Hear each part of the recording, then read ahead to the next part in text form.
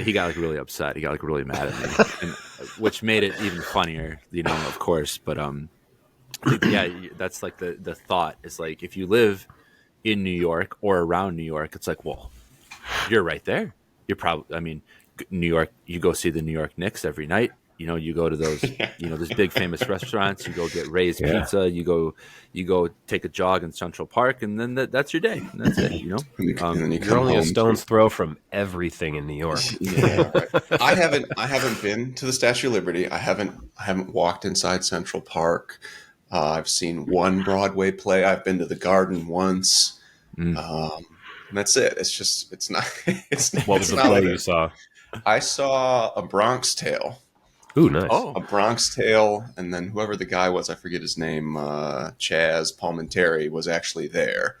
So Ryan was in the play, or in the movie, and it's based off of his play or life or whatever, was actually there, and he came out. And I can tell you guys a story after we stop recording if you really want, relative to the Bronx Tale, but we're going to have to, for the sake of my safety, I'm going to need to.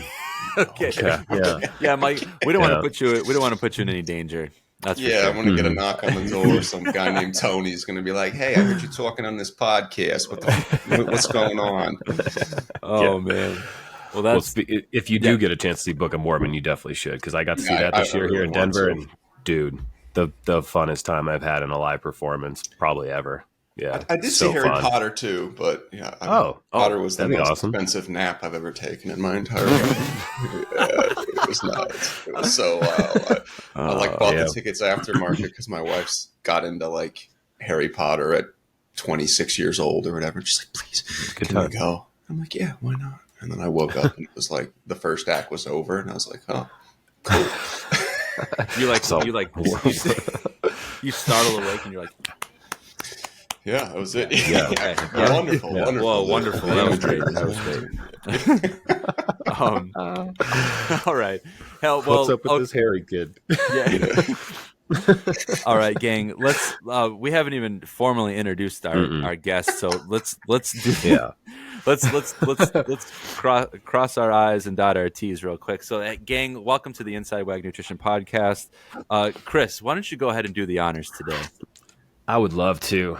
Today, our very special guest today has a background in CrossFit as a certified trainer, is a former nutrition coach for WAG, who recently ran his first triathlon, and is the owner and operator of Wildcard Spine Sport, which just so happens to be the only clinic in New York City certified to diagnose and treat adhesion.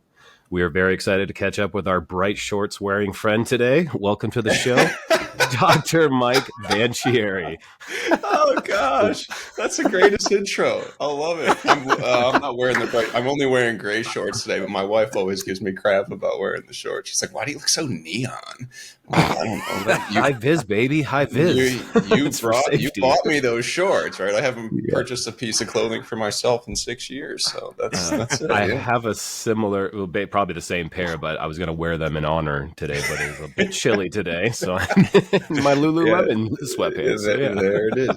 You did forget one important piece of our accolade is that I'm an original founding member of the Scooter Mafia. That's true. So I would have appreciated if you would have included my most prestigious accolade. That's true. I was going to make mention of it, but I'm going to update the show notes just so the rest of the world knows. Yeah, please. Maybe we'll link a video. Please don't, actually. Oh man. Well, yeah, Mike, it's awesome to have you on. Finally, we've been talking about this for a while. You're a busy guy and there's a lot going on. So we're glad that we could finally meet up.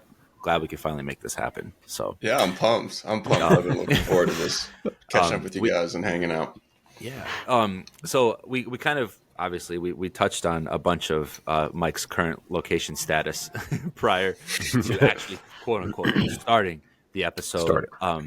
So he's based in New York City. And he has his own business that Chris mentioned. So why don't we jump right into that? And can you tell us a little bit about how you got into chiropractic practice and how you decided to start your own business?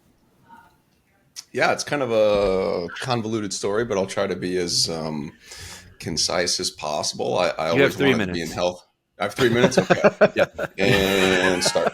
Um, I always wanted to be health and wellness. I saw a really great chiropractor growing up. I was pre-med in college. I realized that it was probably not the best thing for me to go to medical school. And then I decided to go to chiropractic college. I had a great experience with chiropractic growing up, as many of the listeners I'm sure can agree with. I was also very, very heavy into the CrossFit space.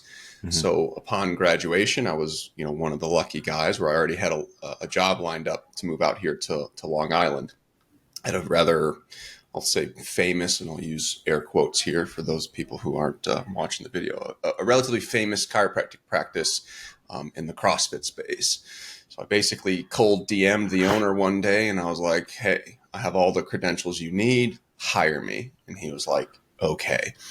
Wow. So that ended up happening. I moved. Yeah. I moved, I don't know, 1,500 miles across the country. I realized when I got there that it probably wasn't the best situation for me. As people will ultimately realize here, social media isn't everything that is happening in real life. Luckily I moved out there. I met my now wife about a month later. I left that clinic. I got another job at a pretty traditional kind of integrated chiropractic clinic in downtown Brooklyn, and I hated it. From the absolute minute that I got there, I was kind of devising my escape. I was doing check-ins in between patients. I was doing check-ins on the railroad coming in. So just kind of balancing everything out. And I actually voided my contract about 4 months early and almost got into a legal battle with the clinic there. There was some debate as to whether they fired me or whether I left or whatever the situation would have been. And I was kind of in an identity crisis. I was coaching WAG. I knew I really enjoyed it. And I kind of had this moment where I was like, am I a spoiled millennial that just, can't hold down a job, or I won't be happy, or I'll be miserable in my professional life forever. I almost took another job out in New Jersey at a clinic that was very similarly set up to kind of how I really wanted my setup to be. And I was kind of flirting with the hiring process there. I did what we'll call a plant medicine ceremony. Hopefully this doesn't take down the appropriateness of this podcast. I did a plant medicine ceremony. I'll leave it at that. And I realized that some people have interesting experiences while doing that, as you two know, unfortunately, with some things. And I realized that. Sorry, I'm trying to be vague, but get a rise out of you too. Nobody else is going to understand that, but besides maybe a dozen people on this planet. And I just had this unquenchable thirst to be grounded. And my wife was like, you know what? Why don't you look on Craigslist and see if there's a space in the area? And if there is, maybe you're supposed to just be your own boss, right? Maybe you're not destined or doomed to have a crappy professional life. Maybe you're just not meant to work for somebody. And I started Wildcard Spine and Sport, which was an LLC that I had owned for quite some time now. It was somebody tried to, this is kind of a little bit of a tangent, but somebody was describing me as a wild card, meaning that they couldn't decide whether I was good or bad, or some days I was good or some days I was bad.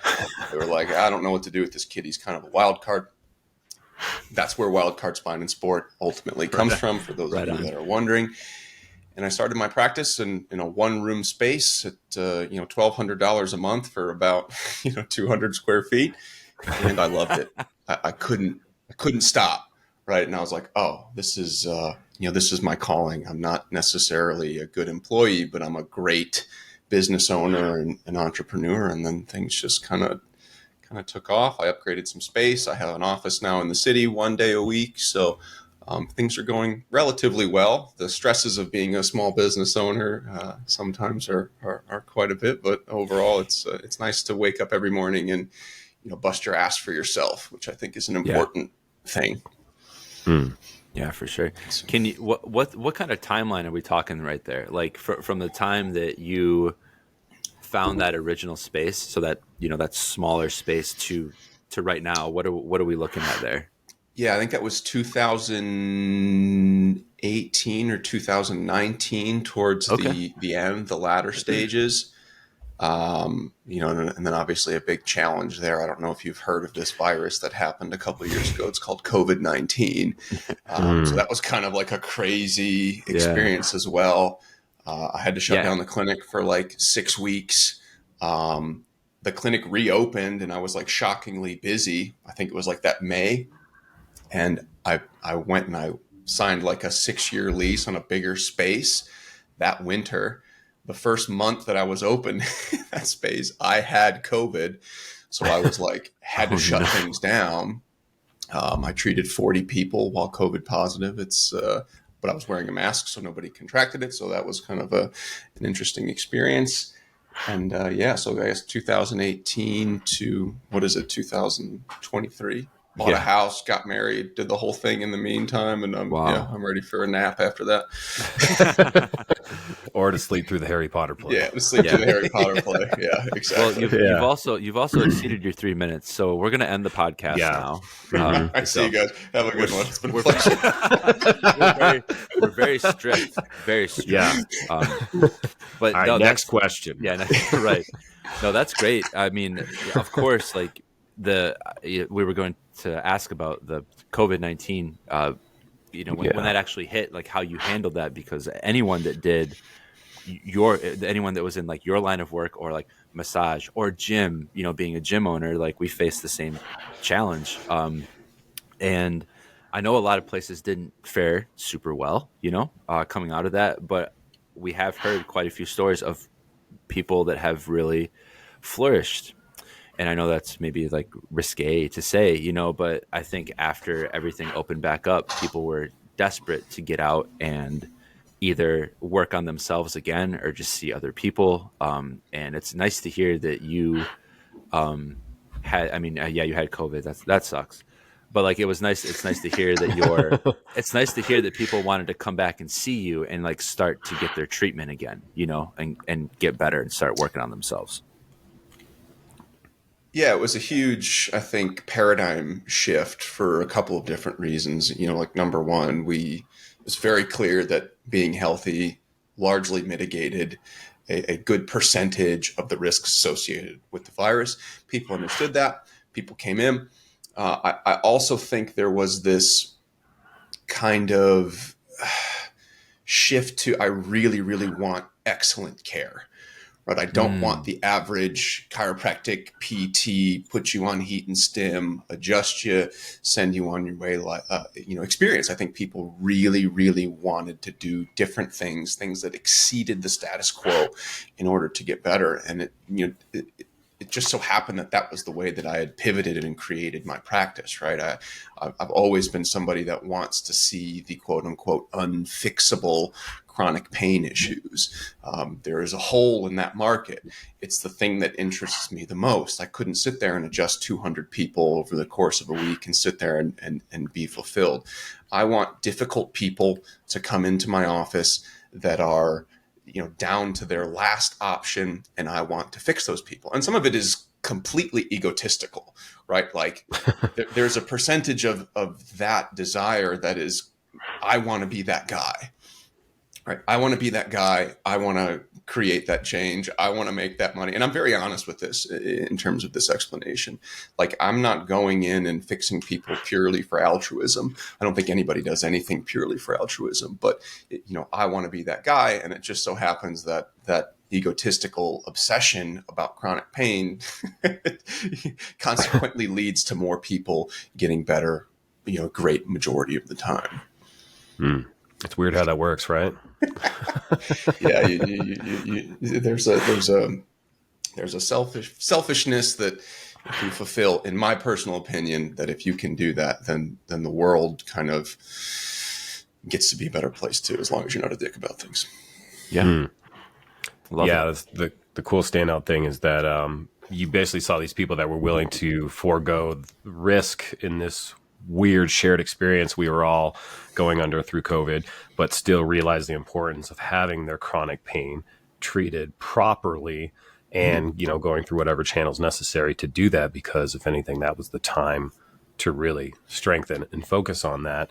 And I think that's a great setup for next question that we have for you along those same lines, which is, what are some common injuries that you face in your practice, and how does proper diet and hydration help prevent these common injuries?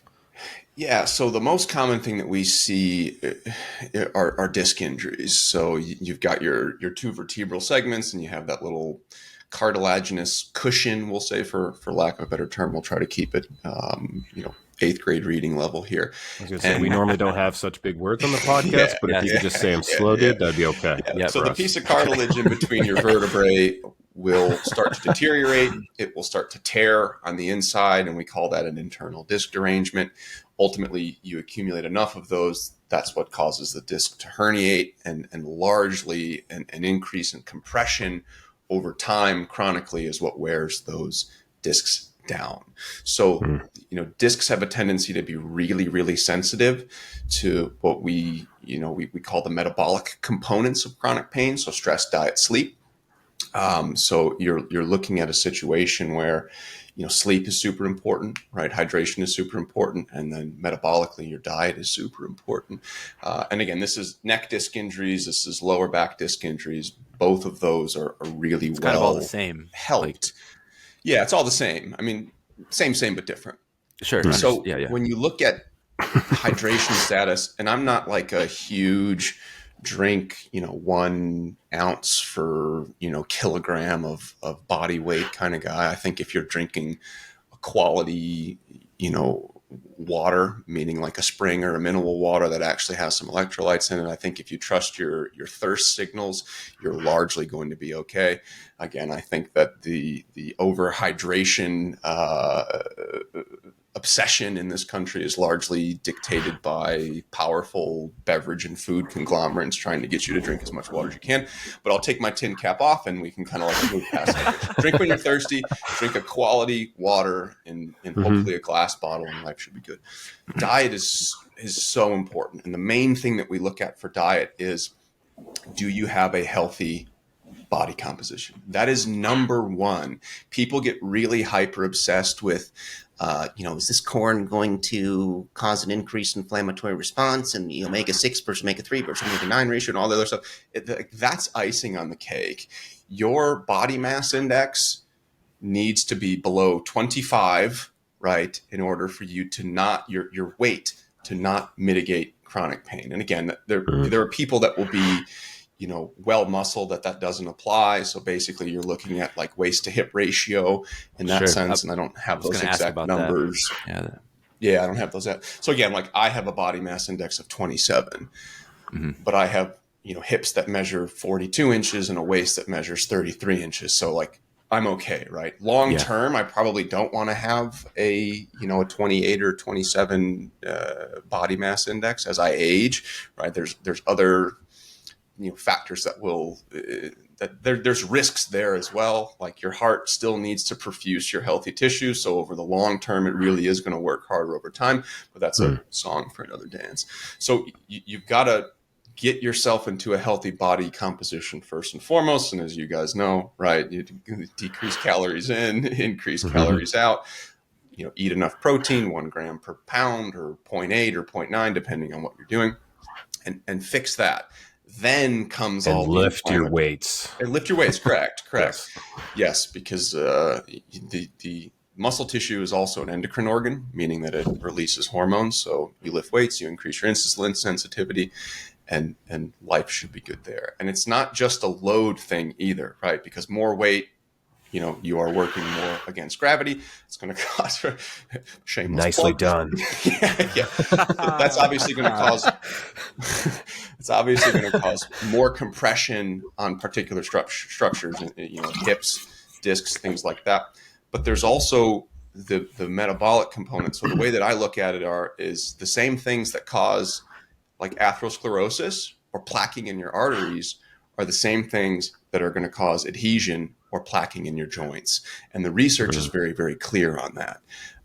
If you're not in a healthy body composition, you will produce plaquing, you will degenerate at a faster rate than somebody that is not at that unhealthy body composition. And it doesn't have as much to do with just, again, gravitational force relative to mass on your joint. So that's super interesting. And you can go Google search that, and that'll come up with some research articles if you're very, very interested in that. Yeah. Let me ask a question, kind of going back here. When Chris mentioned that you are the only clinic that is qualified or certified to treat adhesion, what are some of the when you see that? What are some of the things that you initially like go in with, as far as like advice or protocols to help people kind of get out of that kind of pain? Yeah, so I think I understand your question, like indications of whether you do or you don't have adhesion, and then how we would proceed moving forward from that. Yeah. Okay, yeah. So the biggest kind of indication of adhesion development is going to be a lack of range of motion. So we know, relative to the normal population, relative to the normal, body type, morphology, what normal ranges of motion are for particular joints. So we know that you need 90 degrees of straight leg raise, right? And if you have less than 90 degrees of straight leg raise, there is something going on, or something is amok. Then what you would look at are, now what are the plausible things that can limit range of motion to decrease you from 90 degrees of straight leg raise? Well, we know that hamstring inflexibility can do that. We know that a disc injury can help you, can do that. We also know that your sciatic nerve getting stuck down to your gemellus superior at the piriformis muscle is actually the most likely cause of it. So we have these range of motion tests that we do, and then logically we know which muscles cross what joint in what particular vector, and then we look and feel for which ones are stuck. So really, like, the range of motion is like the blood pressure. If you have bad blood pressure, there's something going on with your cardiovascular system. We don't know what specifically. And the blood test is basically palpation or feeling or referring that back to the symptoms that you present with.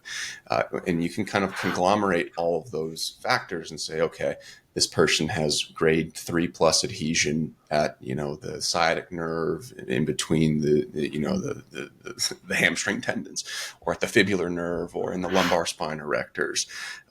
There is no image for it, right? Adhesion does not show up on an MRI unless it is within a joint capsule, so your shoulder capsule, your hip capsule, and they do that MRI with contrast, which, if you've ever been in the American healthcare system, you know that they hate doing contrast MRIs because it just costs the insurance company more money.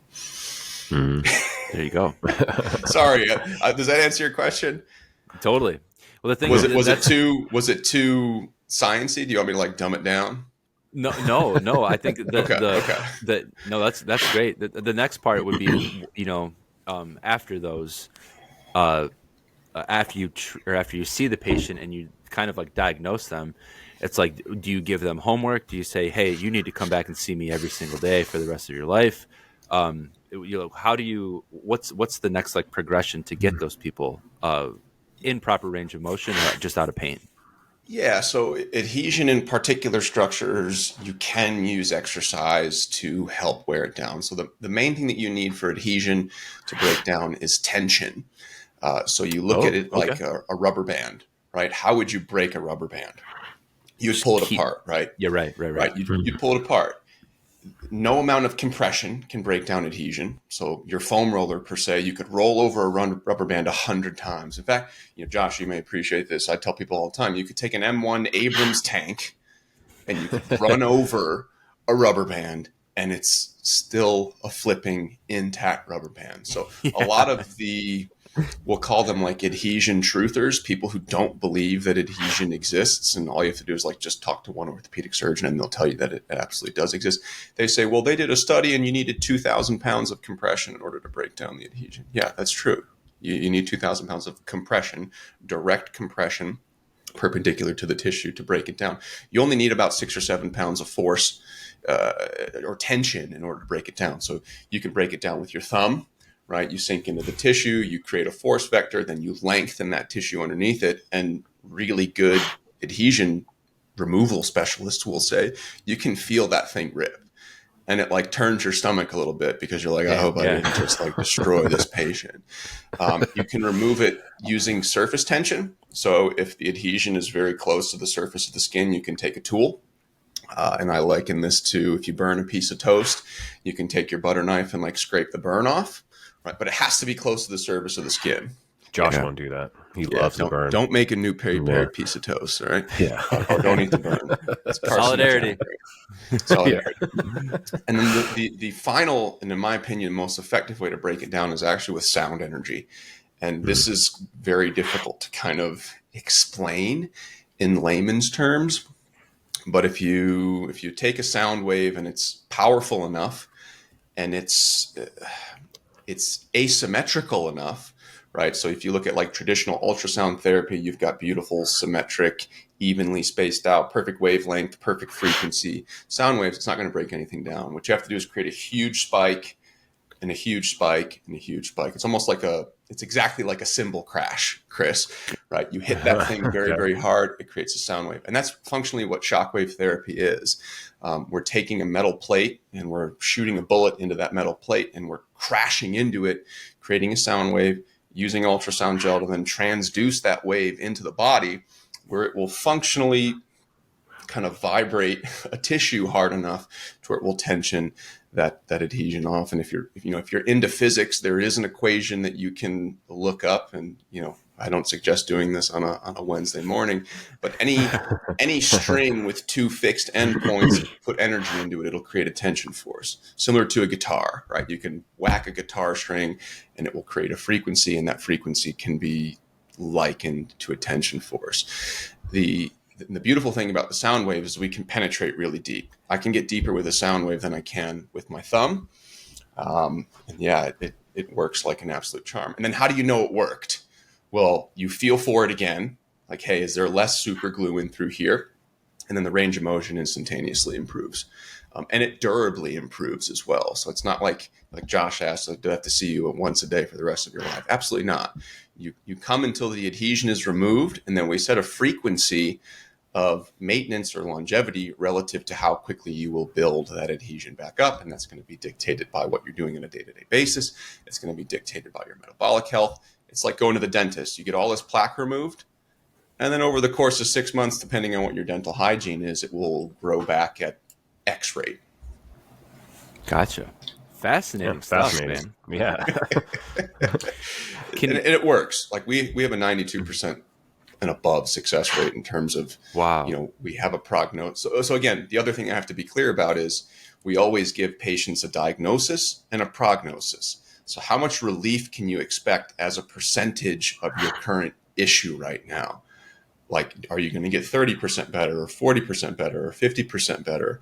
And we use the diagnosis to then dictate, right, what your likely prognosis is. So once we give you a percentage of relief, we, again, hit that for simplicity's sake 9 times out of 10. Wow. That's very cool, like man. That. I have 2 kind of follow-up questions, and maybe these are like you can do some debunking, some myth busting here. Sure. Yeah. Well, so 2 things. You mentioned you mentioned foam rolling briefly. Does foam rolling do anything? Like, really, is it enough? Foam rolling, is it enough pressure to actually make a substantial difference in your tissue? So I'll kind of lump a bunch of quote unquote therapies into this category. A lot of what you can Google is recovery or prep work, meaning you foam roll your hips and your knees and your ankles before you squat. You will create a temporary increase in range of motion, largely dictated by fluid transfer. So you have these muscles that aren't soaked with water, and you can use the foam roller to push in and out. You'll also create a neurologic response, meaning that the compression from the foam roller will activate certain sensors deep within your muscle that will get a relaxation effect. So you can create space to, say, squat or deadlift or whatever. Or if you've got muscle soreness, right, and that muscle soreness is going to be largely an inflammatory cocktail secondary to tissue breakdown. You can push that in and out and cause greater tissue turnover. Same thing with basic stretching. Same thing, in my opinion, chiropractic manipulative therapy, so a traditional adjustment. Massage fits really well into that category. So again, a lot of the things that people think fix chronic pain are either just prep work or recovery. Gotcha. Which is important, right? Like, it's super important to do those things. You're just not going to fix lower back pain that you've had for 10 years with a piece of PVC. Yeah, that's kind of what I was wondering about, because there's that thought process, like the placebo effect, where like if my calves are tight, after I did a big run and I do foam rolling and I'm like, wow, they do really kind of feel better. Then like, is that such a bad thing? It may not fix my calves totally, but in that moment I'm like, okay, I feel like I can get through this next piece now. So, is it beneficial in the short term? Yes. Yeah. And that's what you're saying too. Short term wise. Yeah. Yes. Yeah. It's beneficial to a certain point. Now I'll play devil's advocate here and I'll say, hey, you've got a degenerated Achilles tendon, right? Like maybe somebody that we know that just had an issue on Monday night, and you want to go run. You want to go run sprints. So now you say, okay, how do I create enough space for me to go do this sprint workout? Let's say 8 400s, right? If you kind of overload that tissue with, and I won't call it a placebo effect, it's something much more complicated. But again, you foam roll, you feel better, now you go run, and then you tear your Achilles tendon. So to a certain extent, it's helpful. And then there are going to be issues where it could ultimately be disastrous if used irresponsibly. Sure. Which is... It stinks, because there's a lot of people out there telling a lot of people to just foam roll it and want it to be good.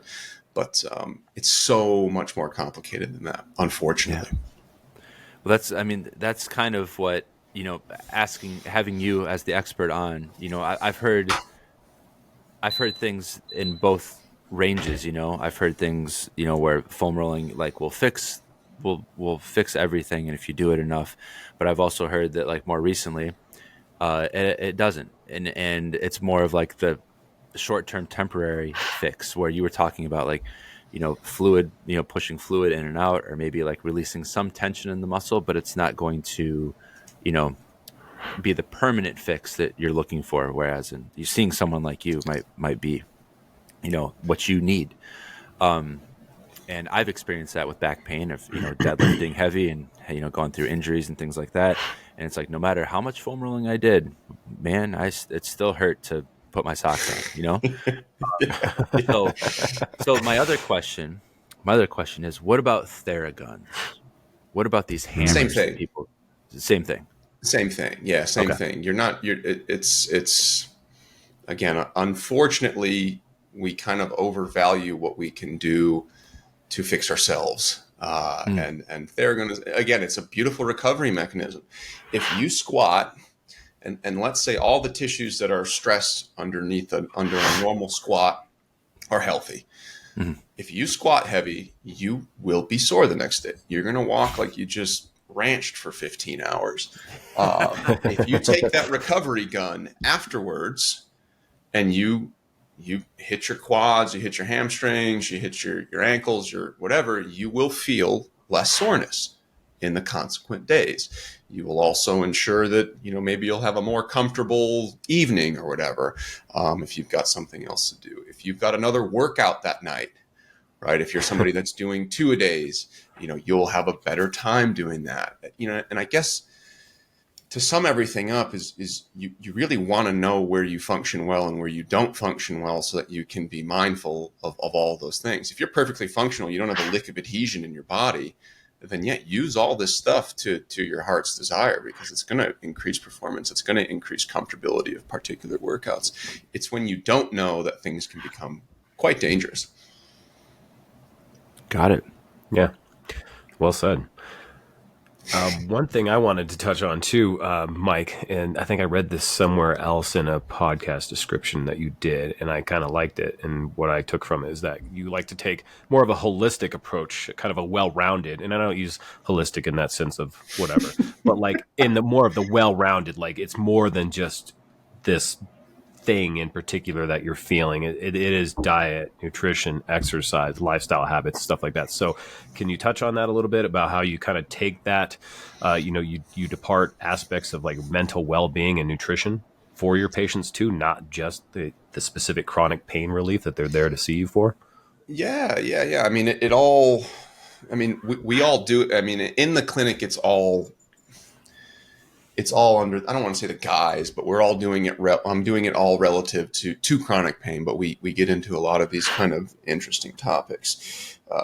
Every patient that comes in gets, at times it's a bit crude, but we talk about metabolic health and we talk about mental health with every single patient because it matters.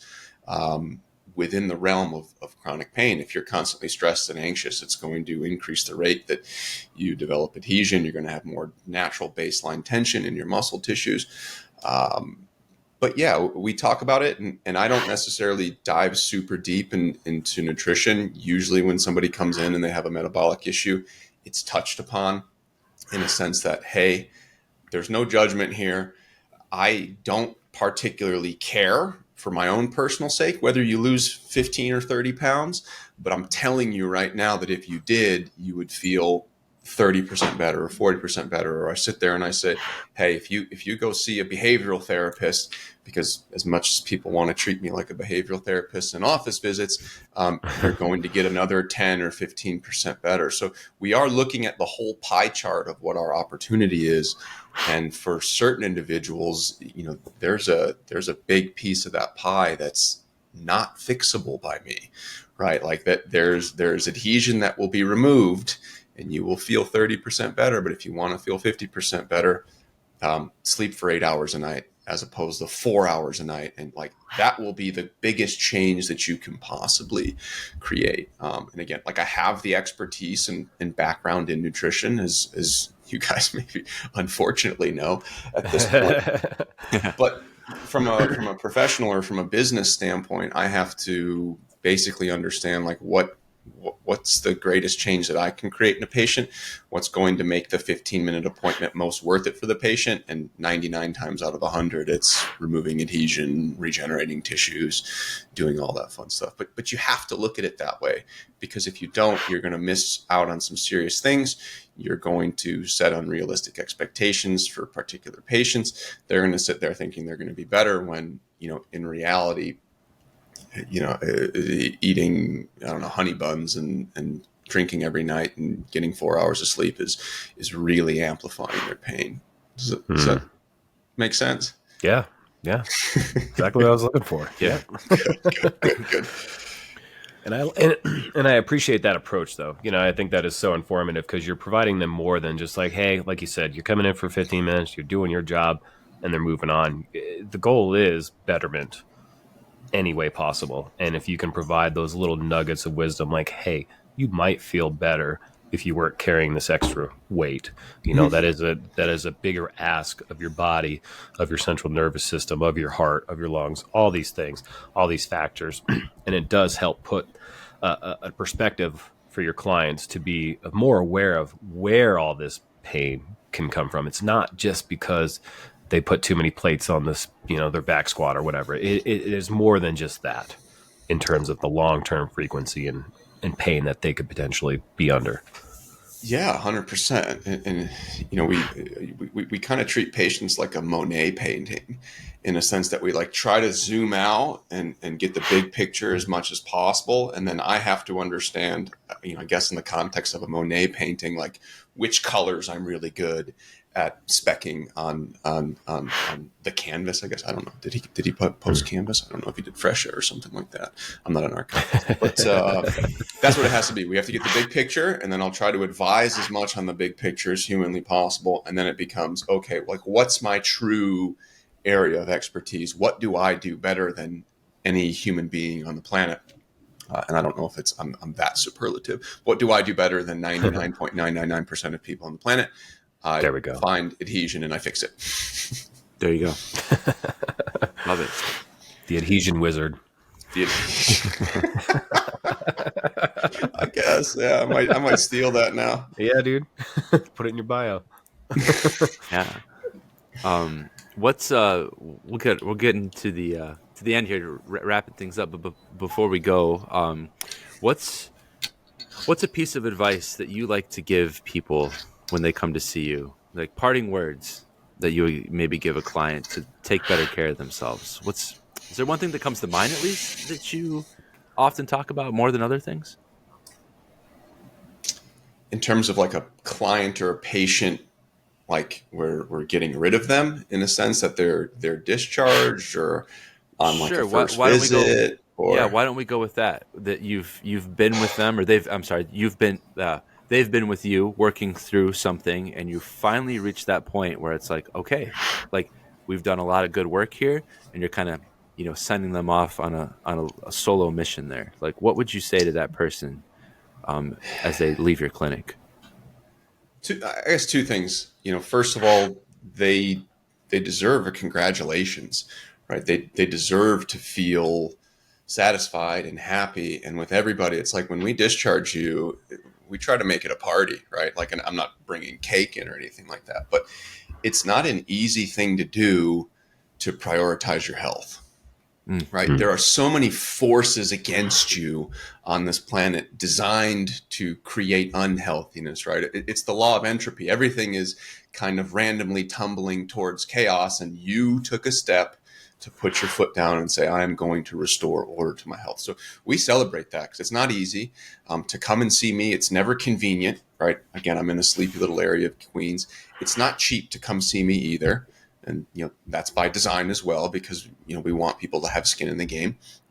So really there's a huge level of kind of congratulations in order. And we really do celebrate that. And then I try to tell people that when you're presented with a choice for your physical fitness or what you want to do today or how you want to work out or how you want to sit at your desk, you have to look at it like you're 80 years old and you're looking back at your life and thinking, man, can I still work out? Can I still move? Hopefully you've got grandkids and great grandkid children and you want to play catch with your grandson. Like all these decisions that you make leading up to being 80 years old will stick with you and they'll be with you. And I'm not trying to like fear monger people, but I can assure you that you will not be on your deathbed thinking about that one time that you did 365 pounds by 5. And that one random workout on a Tuesday, right? Like you'll be sitting there thinking, man, remember when I was bounced, like you used to be this high, Johnny, and I would bounce you on my knee. Or I got to go to all of your baseball games as the cool grandpa that could, still throw the foul balls back to the pitcher or go chase you down or do this. Like I have this distinct memory of like learning to ride a bike and my grandfather running around with me, like trying to take pictures and trying to make sure I didn't fall. I actually ran into him and broke his camera, unfortunately. But like you have these core memories that, if my grandfather beat the living piss out of his body for no reason, he wouldn't have been able to enjoy that. So you always want to, I guess like memento mori, right? Like think of what you're going to actually give a shit about on your deathbed, and then make decisions according to that, right? Like, do you really need to get up at 5:30 a.m. to hit a heavy deadlift workout, or would you perhaps want to look back and say, man, I got to spend an extra hour with my wife, right? And maybe I lost the workout, or maybe I lost, I'm not suggesting you lose sleep, but if you think about things that way, you'll live your life much more healthily. You'll live your life much more balanced. And again, you guys run into this issue, all the time too. You get people that have created health nutritionally, and they're sitting there and maybe they can't let go of the structure of counting macros. Maybe they're sitting there at their great aunt's birthday party, wondering whether or not they can have this piece of peach cobbler or something like that. Like, enjoy it, you've done the hard work. You've gotten to where you need to do. Enjoy some balance, because you're going to remember that piece of peach cobbler as long as you enjoy it. Yeah. Picking your battles is important. And Yes. when it comes to a sense of creating a longevity that you can imagine yourself being better on the other side of it for. And yeah, very much speaks to what I think too. I think this isn't all about right now in the present. It is about the self-efficacy and efficiency later, to be able to get up and down off the toilet, to be able to wipe your own butt, and all these things that chronic pain, chronic disease, illness. Essentially, it's just it's a rocket to that situation, and that's not living, I really respect your perspective on wanting people to thrive, rather than just get by. Yeah, I mean, it's huge. You guys know we're not spring. I mean, I'm 33. You guys are getting older as well, but you don't live. But it's when things start to kind of. Yeah. At least to me, in the last 3 or 4 years, you think about it a little bit more. You're like, what's the purpose of this weird life on this? Wait till you have kids. Orb? Wait till you have kids, man. Yeah, I mean, I can't even imagine. That's going to rock my world. And again, Josh's happy father over here. Things change for sure. For sure.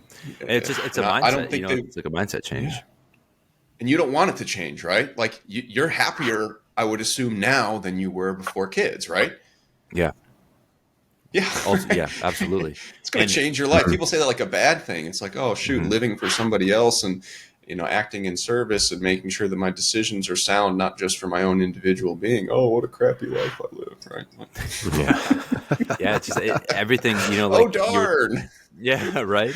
It's just like in the gym, and you were talking about you're not going to remember those, that heavy set of 5 that you did, one day, a long time ago, but you are going to remember dancing at, if you take your grandchild or your daughter's, wedding, you want to dance with her, and it's like stuff like that is, I mean, that's what I absolutely have started to think about that.